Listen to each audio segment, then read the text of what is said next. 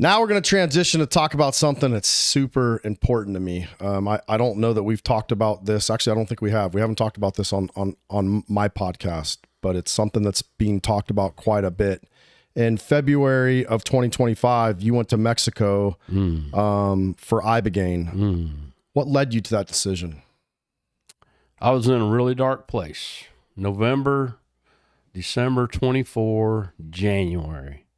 Two of my very close buddies, they saw this. They had applied to go. They were in a dark place.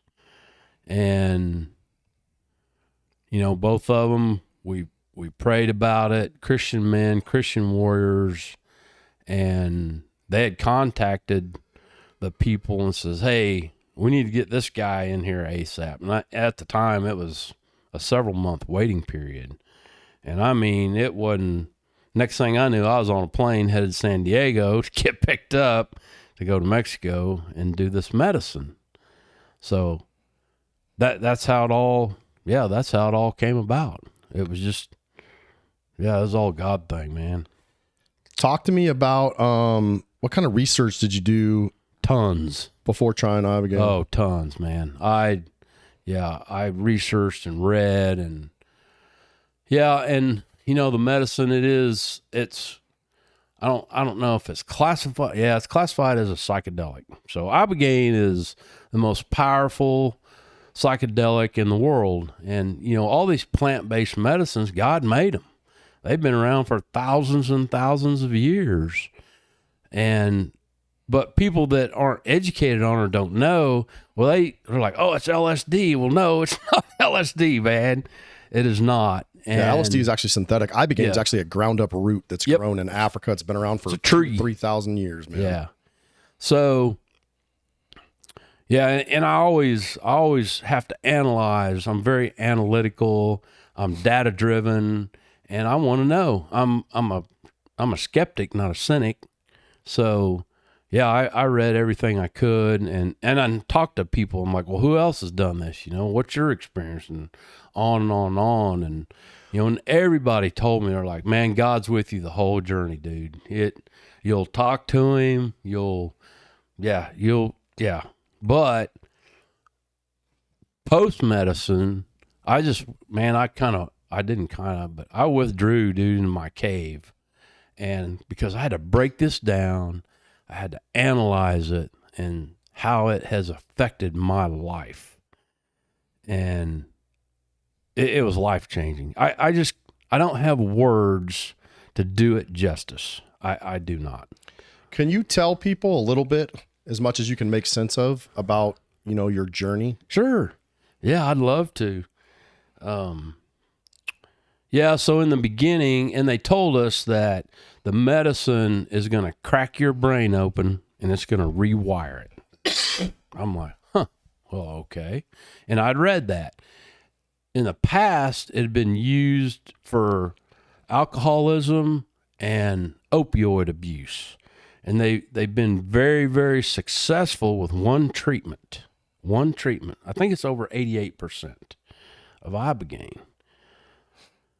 So I even dove deeper into that.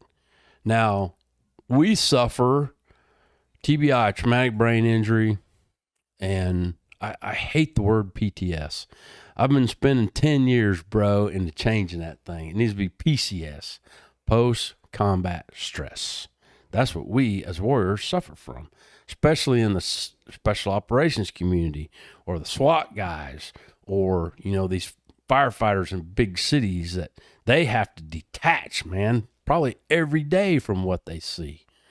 So that's one of the things I looked at. And then again, you know, our facilitator, he's like, hey, it's going to crack your brain open. It's going to rewire it. That's the first thing I saw in my journey. And the medicine is administered. There's a full-time doctor there. You're hooked up to an EKG machine. You're given multiple IVs prior to the medicine. And it's very controlled. It's it's not like you go to some, you know, pasture out in West Texas and, you know, start chewing on tree bark. No, it's not that at all. But it's a dual, it's Ibogaine and 5-MeO. So the way I explain it, the 5-MeO is administered on that Thursday. You do Ibogaine, you start it on Tuesday. They told me I was in the medicine for 30 hours was my journey. But I physically, when I got into the medicine, I saw my brain crack open. And the best way I can explain it is a very bright red was left and right, and a very bright blue front to back, like lightning, like electricity. And you talk to the medicine, and they tell you, write down what you want to talk to the medicine about. Before your experience. And I had eight things that, I want to talk to the medicine about. One was alcohol. Please help me stop this. This is no good. Empathy. We can talk deeper about that. And I wanted to be a better husband. I wanted to be a better grandfather. I want to be a better man. Help me do that. So that was my first vision. First thing, it wasn't a vision, I saw it. But you're alert, you can, and you have blackout goggles on. I'd lift them up and be like, okay, I get kind of recage my brain there and where I am. And again, it's very controlled. So, and then I had a conversation with the medicine. I had a conversation with God. And then it was somewhat like a gray cloud. And everybody's journey's different. My wife Edie went through in June, and whole experience. But so it was somewhat of a concrete colored, gray colored cloud started to come. And I was like, wonder what this is, And then it was like a gray concrete, and it was in the distance, and it would get closer. And I was like, oh, that's a face. It was my mother. And she was grinning. She's been gone now for 5 years, but so, and then as she got closer, it really refined, and yeah, I knew who it was. And then there was another one behind her. Well, it was Doc Neal. So I saw him, but all these Leon, Bob Horrigan, people that had a great influence on my life. Okay. That's who I saw. And they came, they passed by, we said howdy, we laughed, we cried, and that kind of faded away.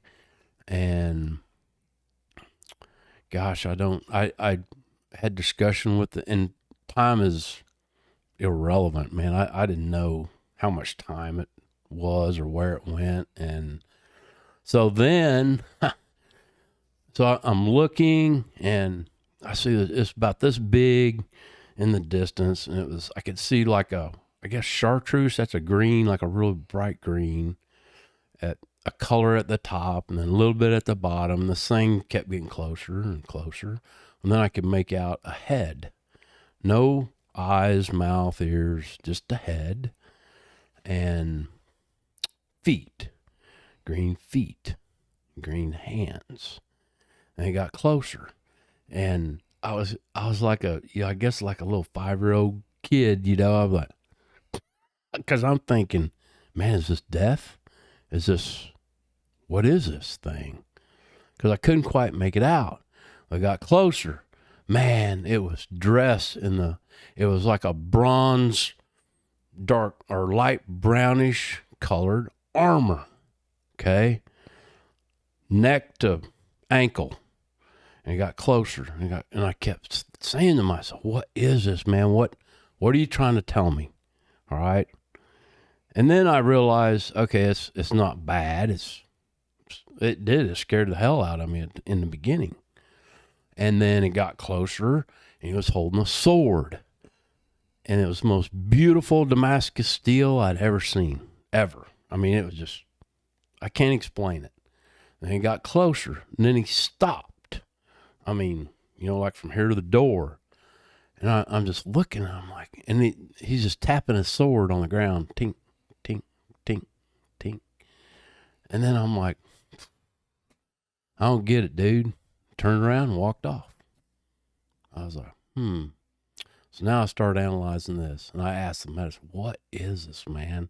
Who is this? I'm a little slow sometimes. So that happened 3 times. The 3rd time came, and it hit me. I said, that's my guardian angel. That's the dude that was watching over me in all these times. And that's what it was. And he tap, tap, tap. He put that sword in his sheath, and he turned around and walked off. I never saw him again. So that was very emotional for me. Yeah, and then I continued to talk to the medicine about, the things I had written and that I wanted help with. But I tell everyone, and again, man, I analyze this for months after the medicine. But it's a tool, okay? It's not the end-all pill, man. You can't take this pill and it all be, high fives and accolades and singing Kumbaya. It is a tool, and it will help you. It changed my life. Again, I haven't had any alcohol since January. If I even think about it or smell it, I get sick to my stomach. I'm not kidding. So, if that's something that you need in your life, and, if you want to get closer in your faith, and again, and every one of us, there's 5 of us in my group, and every one of us said, man, God was there the whole journey, no doubt. And even our facilitator told us pre-medicine that he's going to be there with you, man, this whole time. And yeah, and then again, I just, I kept talking to the medicine, man, and you purge, so you throw up. I don't remember doing it, but I remember hearing the other guys. So, man, I was like, oh, man, that poor dude. I didn't even know I'd done it. And they're like, oh, yeah, dude, you purged good. And one of the fellas brought his can over to his trash can. He goes, hey, Gravy, he said, check this out. And it looked like black tar. This had come out of his body. Oof. I was like, I've never seen or heard of anything like this before in my life. But it changed every one of us, and everybody's journey is different. But, oh my gosh, I was so thankful that I had the opportunity to do it. But again, it's not the end all, man. There's work to do after the medicine. You have to want to do it. I've really gotten, I meditate, man, twice a day now. And meditation's so powerful. I wish I'd known this 10 years ago. But yeah, and I've had 3 visions during meditation. It's really cool. It's just really cool. Again, I don't have the words to do it justice. And then so we do that. And then on Thursday, we do 5-MeO in the afternoon. And, my analogy was that's sprinkles, man, on top of the donut. But 5-MeO is very short. It's probably 10, 15 minutes. But in that quick journey, man, I laid back and I closed my eyes, and then they're like ravens is the best way I can explain it. I did an AI picture of it, but they were flying out of my mouth, just hundreds of them. And I'm like, that's all the negative, that's all the bad, that's all is leaving my body. And that's the best way I can explain it. Yeah. What was your pain level when you came out of Ibogaine? I had talked to the medicine about my pain to help me not have so much pain. And it has reduced my pain. We have this habit of those of us that have done medicine to say that we talk to the medicine. Do you think we're actually talking to the medicine, or are we actually talking to God? I think we're talking to God. Yeah. Yeah. I had a podcast guest talk to me about that. I had made similar comments that, that the medicine, had done this and that for me. And at the end of the day, he's like, do you really think it was the medicine or do you think it was God? Because That's a good question. I don't want to make this about me, but my experience was, extremely spiritual. And most of my friends and people that I know that have done, whether it's ayahuasca, hero's dose psilocybin or Ibogaine, with the specific intent to heal, get better. Yeah. I don't know one person that hasn't had some type of spiritual experience. Even guys that don't believe. Yeah. They come out of it, with a profound spiritual impact. You said God was with you the whole time. If you're willing to, what did some of those conversations with God look like? I think the first one, I thanked him. Thanked him for bringing me here, for laying this path out for Greg Coker, and for loving me. And then the next subject was to help. I want to be your servant. I want to be your disciple, and to walk in your word to help my brothers and their families. That was the second one. Yeah. And I guess the rest of it was just general conversation. Yeah, no, I don't. God doesn't care. He just wants you to talk to him. Yeah. And I told him, I do remember this. I said, what can I do for you? What can I do to be a better person? Because we as humans and Christians, we're always asking God for something. Help me with this, help with my finances, help with my, well, God, how can I help you? What can I do for you? Huh. Yeah. That's pretty well. Sure enough. How do you respond to Christians who say psychedelics are incompatible with faith? Well, everybody has an opinion, and I get it. I understand it. But, and I've had this question a couple times. My response is, listen, God made this. The tree, the plant, the toad, it wasn't made in a lab. It wasn't scientifically developed. He made it. He put it here. It's like no difference in grass that feed cattle that feed humans, fish that swim. We go catch, we eat those. He's responsible for all those good things. So, yeah, that's the best way I can explain it. Yeah, and I would just go a step further, even to say, I always find it interesting that people who question psychedelics, as a treatment are the same people that will just drink themselves into an oblivion oftentimes, or they're totally okay with, consuming large amounts of alcohol or just alcohol in general, which is an actual poison. Alcohol's not good for you. And it's crazy how society, you can buy alcohol on every street corner. Sure can. And, yeah, and let me ask you this. Would you do Ibogaine again? Would you? Absolutely. In a controlled environment. And actually, Edie and I just had this conversation. Yeah, we would both, because now we know. You're now advocating for Ibogaine as treatment for veterans. How do you think Ibogaine could help veterans that need it? It helped me. It helped you. Yeah. And post-medicine, I met 4 guys that I served with, and they had been through it, and I didn't have a clue. And we talked about how life-changing it was for them. And I advocate for every veteran with post-combat stress, not PTS, traumatic brain injury. Those should be the priority. And, we just passed a bill here in Texas to start study on Ibogaine. And there's some other states. I know Mississippi, Kentucky, and there's a couple others. So it's starting to... I think it was Governor Rick Perry was on Joe Rogan's podcast. Yes. Powerful. I mean, that guy was an anti-drug.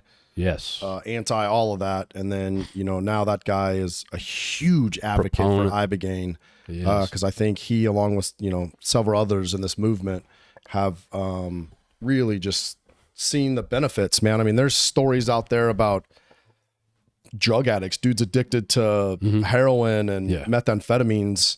One time, man. One time. One time.